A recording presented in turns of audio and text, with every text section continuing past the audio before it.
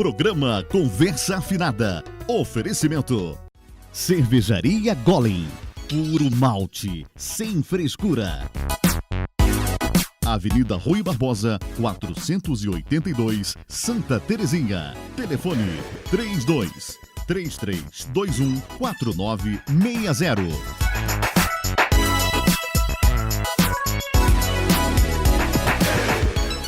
Alô, amigos do programa Conversa Afinada, o nosso cordial boa noite.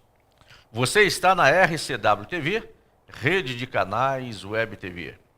Diretamente dos estúdios Gospel Produções e Eventos, mais um extraordinário programa Conversa Afinada. E o nosso convidado de hoje é Teodoro Guerra, engenheiro agrônomo, mestre em ecologia, especialista em educação ambiental, professor do curso de gestão ambiental do Instituto Viana Júnior, coordenador da AMA Juiz de Fora, ONG com 23 anos de atividade, dirigindo projetos de restauração florestal e campanhas de sensibilização ambiental. Diretor da empresa Proecologia, executando serviços de licenciamento ambiental e consultorias ambientais. Experiência de mais de 30 anos no ramo do meio ambiente. Meus amigos, a presença do nosso querido Teodoro Guerra é para tratarmos justamente desta questão que, a nosso ver, deveria ser a pauta número 1 em todos os governos do mundo. Em todos os governos, de todas as nações do mundo. Há nações bem adiantadas que já colocam a questão ambiental como a sua primeira pauta. Mas nações do terceiro mundo, muitas outras coisas puxam o carro.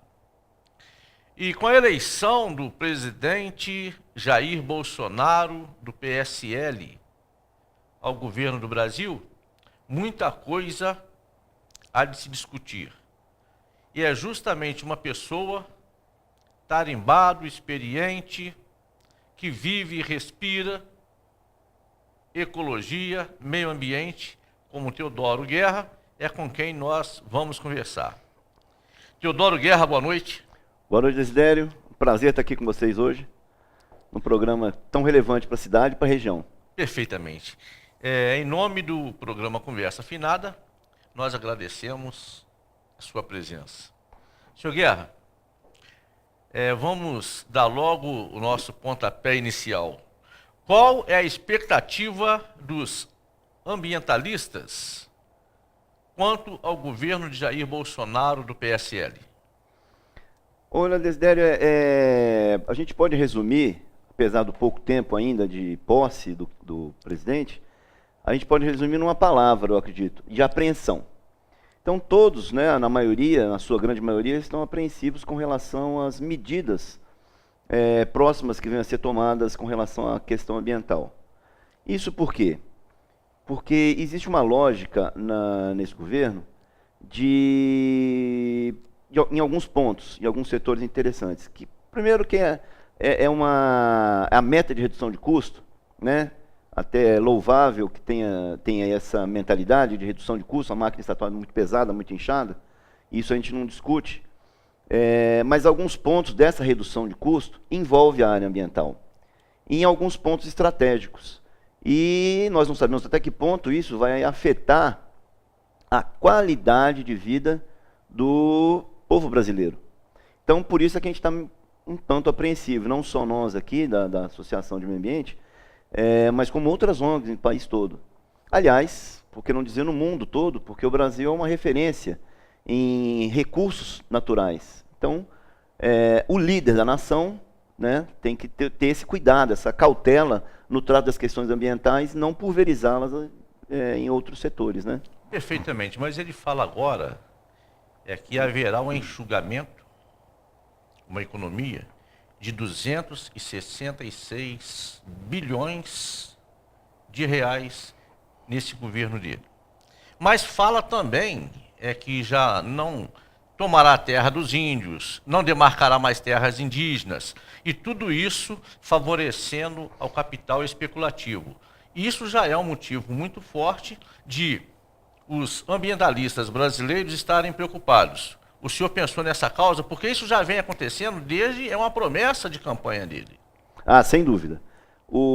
Essa redução da máquina estatal é uma promessa de campanha, era o carro-chefe, né? E até angariou muitos votos com isso, sem dúvida nenhuma.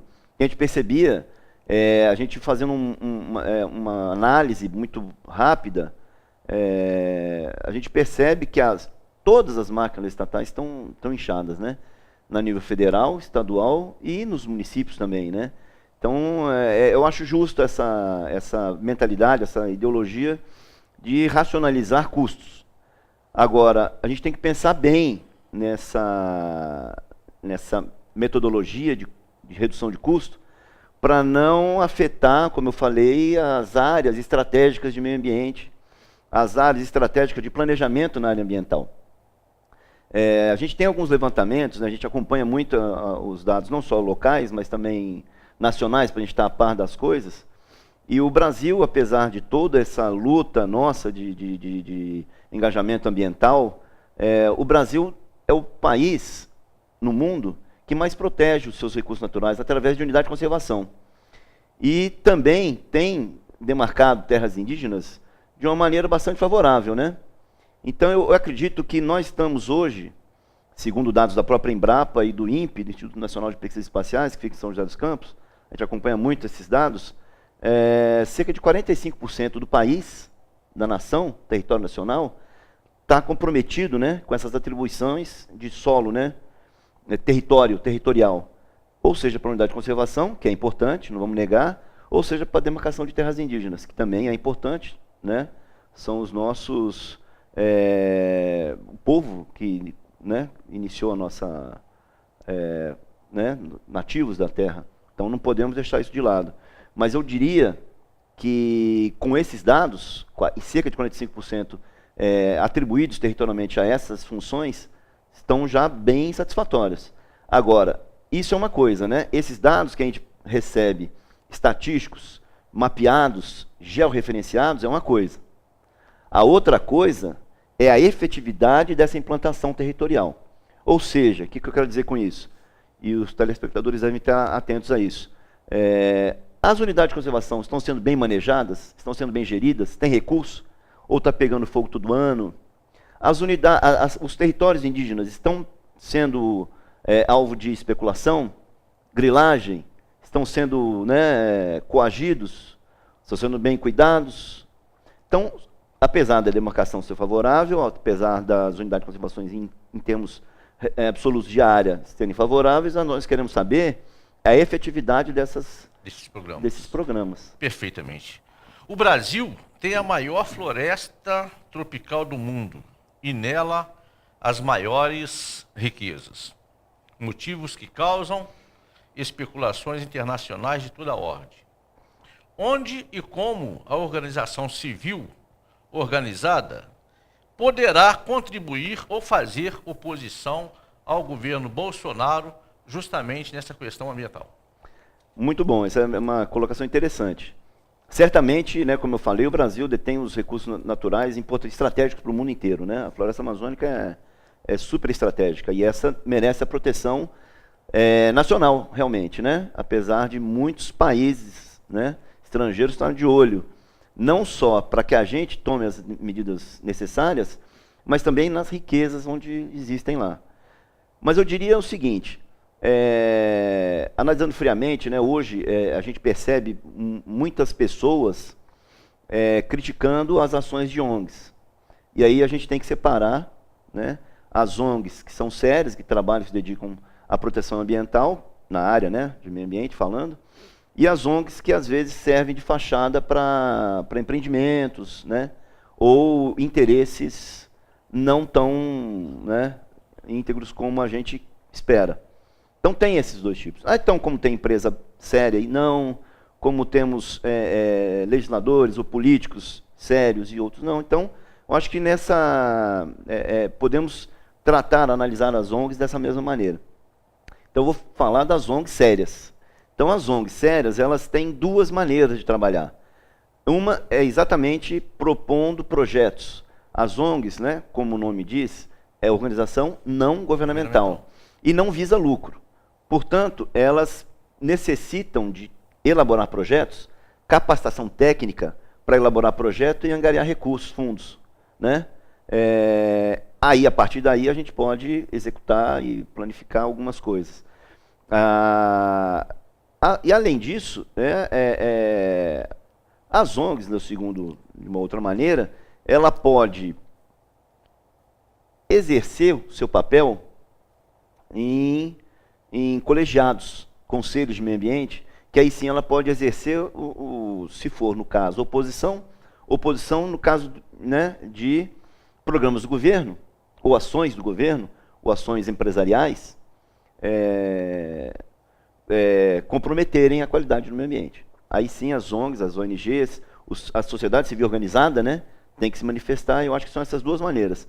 Elaborando projetos, né, propostas concretas para que sejam implementadas as ações de meio ambiente e, por outro lado, se posicionando dentro dos colegiados, dentro dos conselhos, de maneira ética, para que as políticas ambientais sejam implementadas de acordo. Se organizando cada vez mais, né? Exatamente.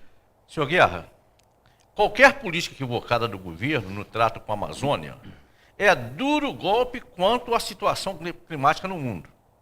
Porque o mundo nos cobra atenção, enquanto os grandes trustes internacionais assolam no nosso país.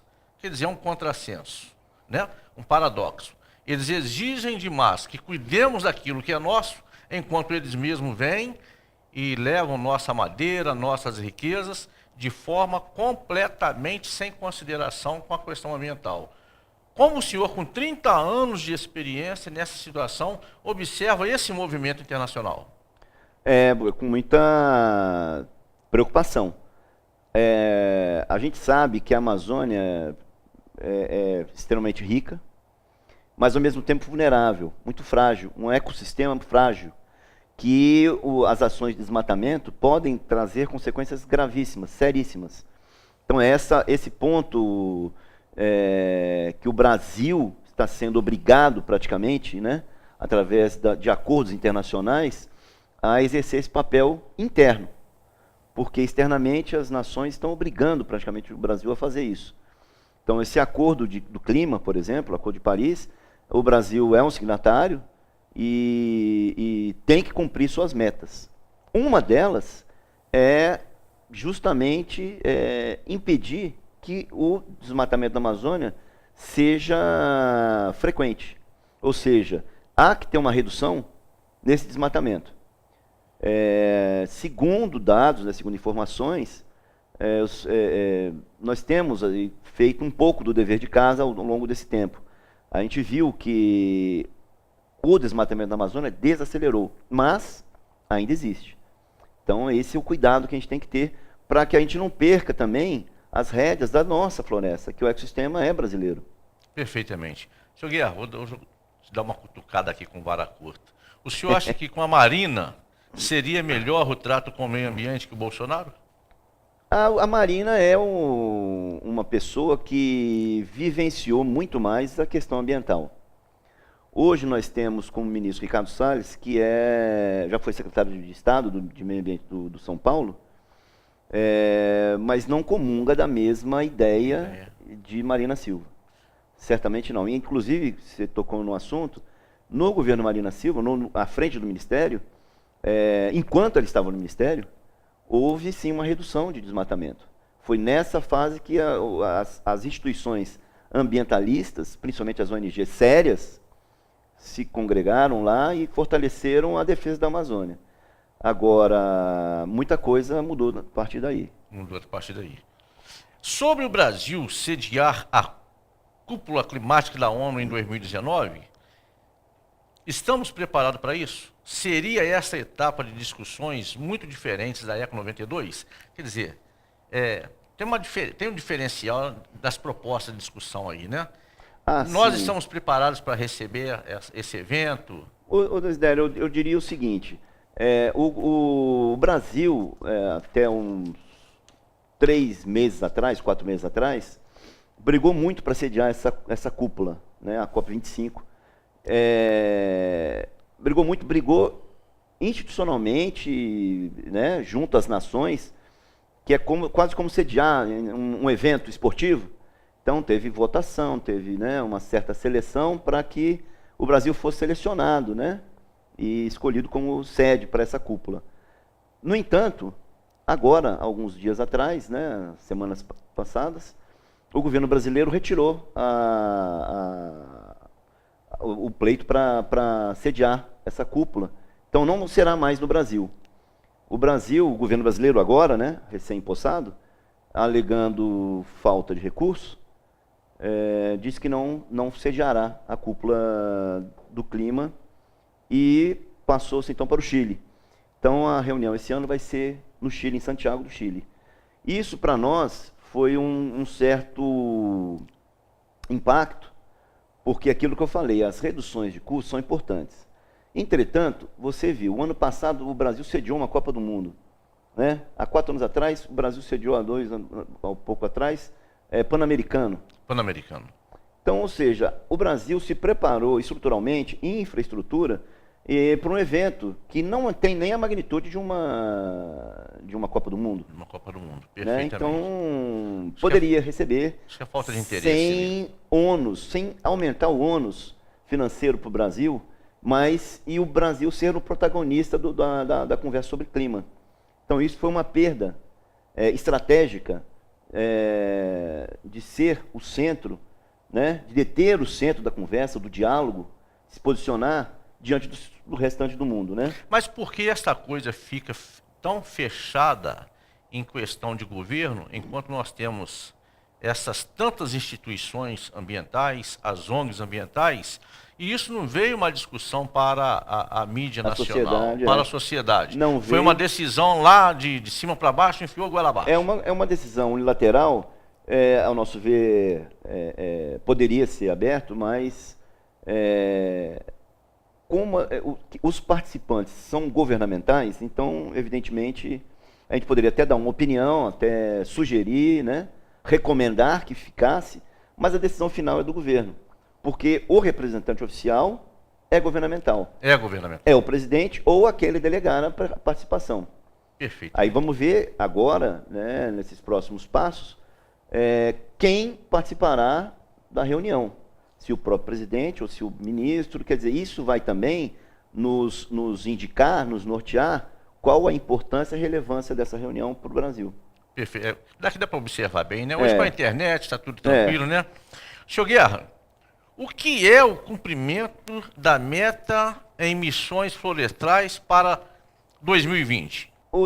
Isso é fruto do Acordo de Paris, que sucedeu o Protocolo de Quioto, e hoje nós temos uma participação bastante significativa de países ao redor do mundo no compromisso de redução dos gases de emissão de efeito estufa. Então, né, na verdade, da emissão dos gases de efeito estufa.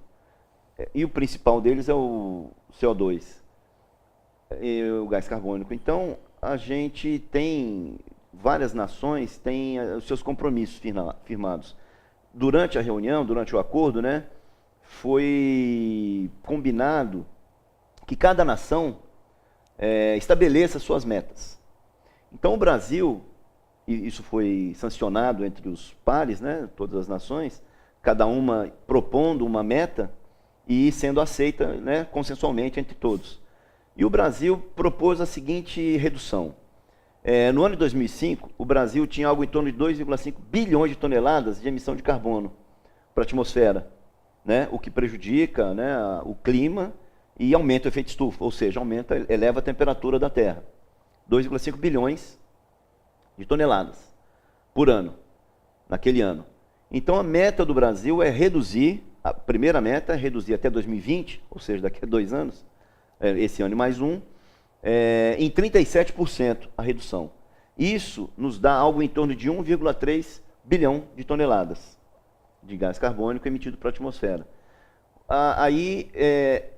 Pesquisas recentes atestam que o Brasil alcançou algo em torno de 1 bilhão, 1,1, ou seja, ainda tem alguma coisa para ser feito com relação a isso. Então, alguns deveres de casa ainda devem ser cumpridos, principalmente com relação à conservação de mata, floresta.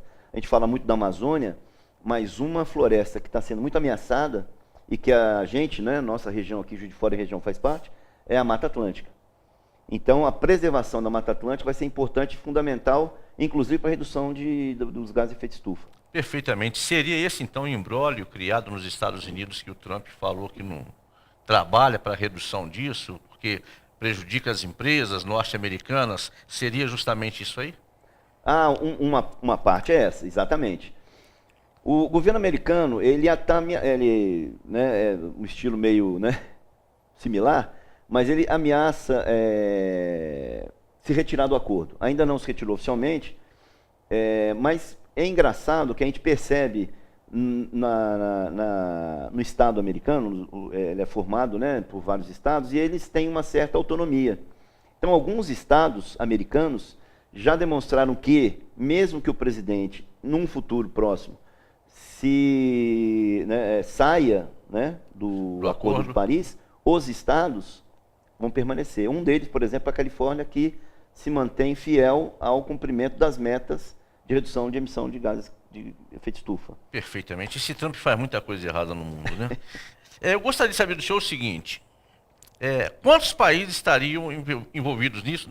O senhor já respondeu muito bem, né? Até presente momento, o governo do presidente Bolsonaro, com 17 dias apenas, o que há de bom para se comemorar ou de se aprovar, reprovar quanto às políticas ambientais na Amazônia? Já que Bolsonaro quer desativar o INCRA, órgão que envolve com a vida indígena no país e seus outros aspectos ambientais. Deu para entender bem a pergunta? Está enroladinha? Sim. Perfeitamente. A questão é a seguinte: na verdade, o INCRA, ele lida mais com reforma agrária. Reforma agrária. Né? Esse é um ponto que que chega também na questão ambiental. Chega também na questão ambiental, mas agora o órgão que o presidente não só ameaçou ou aventou a possibilidade de redução, mas como efetivou isso, foi a FUNAI. Isso sim, né, que é responsável por algumas pareceres em licenciamentos, demarcação de terras indígenas. Isso sim foi extremamente reduzido, praticamente extinto. Não oficialmente, mas praticamente extinto. Deve ter aí, a FUNAI ainda deve existir, mas esses setores de pareceres para licenciamento ambiental ou pareceres para demarcação de terras indígenas foram já transferidos para o Ministério da Agricultura. Então, o Ministério da Agricultura está ganhando algum aspecto, né, já mencionando estando mais a fundo nessa questão, nessa pergunta, o Ministério da Agricultura está ganhando mais força, né, proporcionalmente entre os outros ministérios com afinidade ao meio ambiente, com essa questão ambiental, por exemplo. Então, o Ministério de Meio Ambiente, que é, no nosso ponto de vista, estratégico, de planejamento, de visão de futuro, né, sem pragmatismo, sem radicalismo ambiental, mas sendo sério e acreditando que as riquezas naturais é que promove o crescimento. Então, sem riqueza natural não tem, sem recurso natural não tem crescimento, não tem sociedade, não tem nada. Então, a gente tem que voltar para isso. Sem o recurso natural não tem nem a própria agricultura, né? Então, acho que a junção ou a integração de ministérios não é ruim, né? Falar a mesma língua não é ruim. Mas falar somente a língua do outro não é muito prudente. Complica muito. Então o que a gente vê é que podemos ter um avanço melhor se agricultura e meio ambiente caminharem juntos, mas não só visando simplesmente a produtividade. Produtividade com qualidade e com proteção ambiental. E é muito viável, a gente vê isso aqui na nossa região. Tomara que o Bolsonaro tenha essa visão, né? E que chame o pessoal da Marinha para colaborar. Senhor Guerra, agora eu gostaria de saber do senhor o seguinte: de 0 a 10, que nota o senhor dá para o governo municipal quanto à questão ambiental em Juiz de Fora? Pergunta bastante interessante. Saia curta. Mas porque a gente conhece todos os gestores, né, ao longo de todo esse tempo que nós estamos trabalhando, militando na área ambiental, mas a gente tem uma liberdade, né, de falar sobre. Então, a gestão ambiental do município, ela pode ser muito mais melhorada, né? Pode ser mais caprichada. No entanto, a gente percebe que alguns esforços esbarram também em outras pastas setoriais que acabam tendo mais força que a própria meio ambiente, né? Então, a gente vê que integrar a proteção do meio ambiente com a implantação de loteamentos, a implantação de outros empreendimentos, tem que ser um pouco mais, né, proativa. Então, a participação do meio ambiente, do setor ambiental nessa área, tem que ser primordial. Recentemente, nós tivemos agora a junção da Secretaria de Atividade Urbana com a Secretaria de Meio Ambiente. Agenda. O que seria a antiga agenda, né? Perfeito. Hoje a gente tem a Secretaria de Meio Ambiente em Juiz de Fora. Então, eu diria que esse setor de atividade urbana, que é o coordenador, o gestor dos empreendimentos urbanos, principalmente loteamentos em Juiz de Fora, está sob a tutela do meio ambiente, é uma questão interessante. Já começa a melhorar muito. Podemos ter um ganho ambiental significativo, desde que a pressão exercida sobre a Secretaria de Atividade Urbana dos empreendedores não seja para calar os pareceres e as opiniões dos técnicos de meio ambiente. Entendo. Aí pode ser uma coisa interessante.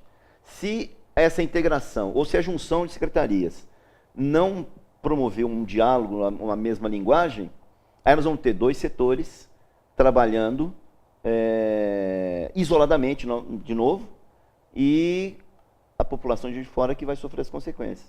Então a gente espera que essa união das secretarias venha justamente traga uma consequência positiva. Perfeitamente. Eu queria dizer aos internautas dessa junção da Secretaria de Meio Ambiente com a Secretaria de Urbanismo, a magnitude e a importância disso. Jamais teria ocorrido o secamento da represa do São Pedro se houvesse esse órgão agindo anteriormente, quando lá implantaram um empreendimento Alphaville. Diversas nascentes d'água foram enterradas, soterradas, acobertadas, e comprometeu seriamente a vida da represa lá em cima no bairro São Pedro. Então esse é um dado importante que o professor Guerra está nos trazendo, e que assim seja e que as coisas comecem a melhorar. Senhor Guerra, o senhor é presidente da AMA Juiz de Fora. Eu gostaria que o senhor falasse para os internautas aqui do Conversa Afinada, muita gente nos ouvindo nesse momento, o que é a AMA Juiz de Fora, a proposta da AMA Juiz de Fora e os avanços da AMA Juiz de Fora. Vou aproveitar essa oportunidade, Desidério, agradecer, né, novamente a oportunidade aqui de estar com você falando no nosso programa interessantíssimo, muito relevante para a nossa região, e falar que a AMA tem 23 anos. Nós fundamos a associação em 96 e agora está completando 23 anos de existência. E o trabalho nosso, a nossa sede, interessante que você comentou, fica na região de São Pedro, na Bacia de São Pedro. Então, as ações principais que nós estamos fazendo revertem em proteção de manancial. Então, eu diria que a AMA-JF hoje tem duas grandes áreas de trabalho efetivamente em projetos, que é restauração florestal de mananciais, né, promovendo ganho, né, de árvores e florestal mesmo, e de água. Nós estamos, entre aspas, ajudando a produzir água, né, ou manter a qualidade de água, quantidade de água viva nos mananciais. E outra linha é educação ambiental.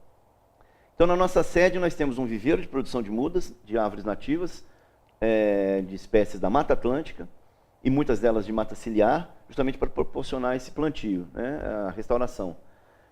Junto da Represa São Pedro, nós estamos fazendo um trabalho, mas como você bem disse, a Represa São Pedro, hoje, ela é privada, né? Privada, a área é inclusive. privada, é uma pena, foi um negócio, assim, impacto também negativo para a cidade.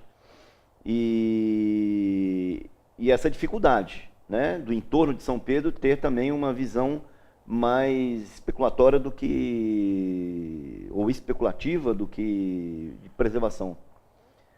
E trabalhamos também com educação ambiental. Então, na sede da AMA-JF também, a gente tem um centro de educação ambiental que promove lá visitas de escolas, né, públicas e privadas, né, disseminando essa questão de proteção do meio ambiente.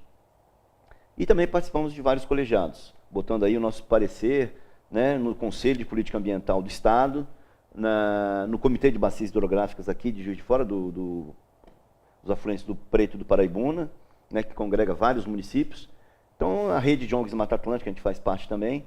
Então, o que a gente tem feito em termos de restauração, reverte para o município e os municípios vizinhos, que a gente atende a 13 municípios, né, Matias, Belmiro Braga, nós temos áreas plantadas nesses municípios, Santos Dumont e o Banco da Câmara, então vários outros, né, Simão Pereira, vários municípios do entorno que a gente trabalha ajudando aqueles produtores rurais. O nosso trabalho é mais, independe muito da vontade ou não da prefeitura, né? Independe de termos vínculos governamentais. A nossa ONG é efetivamente não governamental e conta com recursos ou de projetos de restauração, e hoje em dia o maior apoio que nós temos é do Ministério Público, através de termos de ajustamento de conduta, que a gente recebe recursos para implementação do reflorestamento dos mananciais de São Pedro e também, principalmente, da João Penido. Então, nosso trabalho é esse. É uma coisa extraordinária, fantástico. Eu mesmo não conhecia que era dessa forma. O senhor tem endereço eletrônico da AMA para passar para os internautas? Os internautas podem entrar em contato com a gente através do e-mail contato@amajf.org.br, que a gente pode estabelecer, né, parcerias, contatos, recebemos visitas, se tiver alguma escola, algum interesse, né? Lá a gente tem uma reserva muito boa, que tem espécies da fauna muito interessantes de serem, né, observadas, né? E essas mudas que o senhor tem lá também, essas mudas, pode vender? A pessoa, se quiser comprar, pode comprar? As mudas são efetivamente destinadas a projetos vinculados à proteção de nascentes e mananciais. Mas aquele produtor, a pessoa que estiver interessada em plantar algumas árvores na sua propriedade, não tem problema, pode nos procurar, que o recurso de venda de mudas auxilia na manutenção da associação. Perfeitamente. Sr. Guerra, eu gostaria de saber do senhor o seguinte: o senhor tem um sonho, um sonhador, um homem lutador, que um dia o Brasil tenha essa consciência ecológica e que essas ONGs sejam capazes de movimentar a grande massa para fazer no Brasil ecologicamente correto, mesmo contra atitudes erradas, incoerentes dos governos? Boa, muito bem colocado. A gente pensa, né, eu particularmente tenho assim não é um sonho, mas assim uma fantasia quase, que o protagonismo da juventude, né, venha a se estabelecer com mais firmeza ao longo do tempo. A gente já teve 18, 19, 20 anos, né? E hoje, ao longo das nossas, né, bando de idade nossa, a gente vê a nossa juventude pouco se preocuparem com esse tema. Então, a minha fantasia é que essa discussão, que esse tema, o sonho mesmo, né, a gente mentaliza isso, é que essa discussão permeie mais na juventude, né, que hoje está muito, a tecnologia avança, as pessoas às vezes ficam um pouco alienadas, mas, na verdade, o fruto do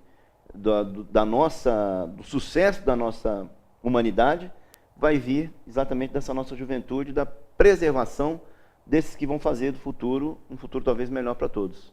Perfeitamente. Eu digo aos pais que nós respiramos ar, não respiramos internet. Que nós nos alimentamos de alimentos feitos lá na terra, cuja terra tem que ser uma terra saudável, para que se tenha uma vida saudável. Nós não nos alimentamos de internet. É necessário que plante no seio familiar a consciência ecológica. Se nós queremos um mundo melhor para o agora e para o futuro, que comecemos a trabalhar justamente essa geração para que as futuras possam ter no mundo um lugar melhor para se viver. Meus amigos, chegamos ao final de mais um programa Conversa Afinada, mas não iremos sem que antes os senhores ouçam as considerações finais do meu amigo Teodoro Guerra. Fique à vontade. Obrigado, Desidério. Eu acho assim que o trabalho da associação é um trabalho bastante perseverança, né? De perseverança, como trabalho de formiguinha mesmo, né? Até um dos projetos que a associação tem chama Imirim, que é Formiguinha Tupi-Guarani. Então, o que a gente espera é que os internautas, né, os nossos, as pessoas que estão nos assistindo agora, e tenham isso em mente, né, tenham essa visão de que o trabalho na área ambiental não é de um dia para o outro. Essa questão de sensibilização da importância da proteção do meio ambiente não é de um dia para o outro. A gente mesmo vem cultivando isso ao longo da nossa vida, né? Então, quanto mais cedo a gente começar, quanto mais cedo a gente, entre aspas, convencer aos outros, aos nossos pares, que isso é importante, né? Tanto melhor para todos, né? Então, fica a mensagem que a gente discuta mais isso, reflita mais sobre isso, né? Porque isso vai ser o essencial para nós.